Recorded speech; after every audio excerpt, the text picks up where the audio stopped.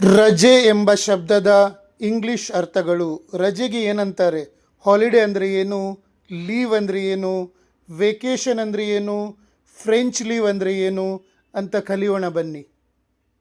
ಮೊದಲನೇದಾಗಿ ಹಾಲಿಡೇ, ಸಾರ್ವಜನಿಕ ಅಥವಾ ಹಬ್ಬದ ರಜೆ.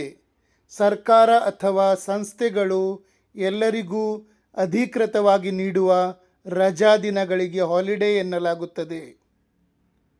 ಉದಾಹರಣೆಗೆ, tomorrow is a public holiday for independence day. ನಾಳೆ ಸ್ವಾತಂತ್ರ್ಯ ದಿನಾಚರಣೆಯ ಪ್ರಯುಕ್ತ ಸಾರ್ವಜನಿಕ ರಜೆ ಇದೆ. We have a 1 week holiday for Diwali. ನಮಗೆ ದೀಪಾವಳಿ ಹಬ್ಬಕ್ಕೆ 1 ವಾರ ರಜೆ ಇದೆ. We have a 1 week holiday for Diwali. ಎರಡನೇದಾಗಿ ಲೀವ್, ಅನುಮತಿ ಪಡೆದು ತೆಗೆದುಕೊಳ್ಳುವ ರಜೆ. ವೈಯಕ್ತಿಕ ಕಾರಣಗಳಿಗಾಗಿ ಆಫೀಸ್ ಅಥವಾ ಶಾಲೆಯಿಂದ ಮುಂಚಿತವಾಗಿ ಪರ್ಮಿಷನ್ ಪಡೆದು ತೆಗೆದುಕೊಳ್ಳುವ ರಜೆಗೆ ಲೀವ್ ಎನ್ನಲಾಗುತ್ತದೆ.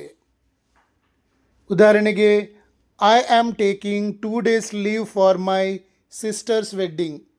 ನನ್ನ ತಂಗಿಯ ಮದುವೆಗಾಗಿ ನಾನು 2 ದಿನ ರಜೆ ತೆಗೆದುಕೊಳ್ಳುತ್ತಿದ್ದೇನೆ. She is on medical leave because she is not feeling well. ಅವಳಿಗೆ ಹುಷಾರಿಲ್ಲದ ಕಾರಣ ಅವಳು ವೈದ್ಯಕೀಯ ರಜೆಯಲ್ಲಿದ್ದಾಳೆ.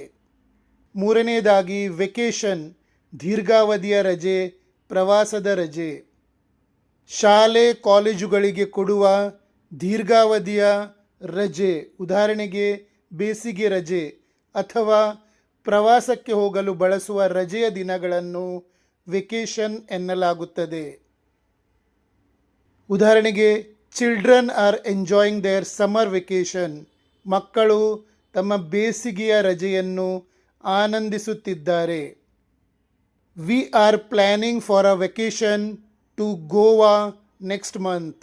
ನಾವು ಮುಂದಿನ ತಿಂಗಳು ಗೋವಾ ಪ್ರವಾಸದ ರಜೆಗೆ ಯೋಜಿಸುತ್ತಿದ್ದೇವೆ.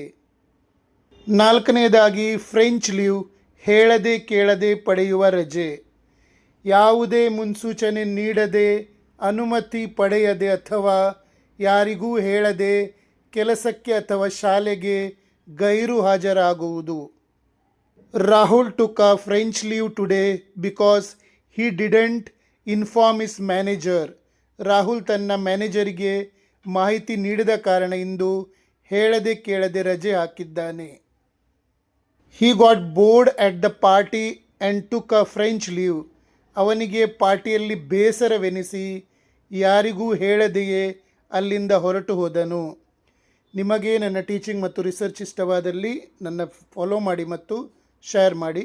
ನಿಮಗೆ 3 ತಿಂಗಳಲ್ಲಿ ಇಂಗ್ಲೀಷ್ ಕಲಿಬೇಕು ಅಂತ ಇದ್ದರೆ ನನಗೆ ವಾಟ್ಸಪ್ ಮಾಡಿ ತಿಳಿಸಿ.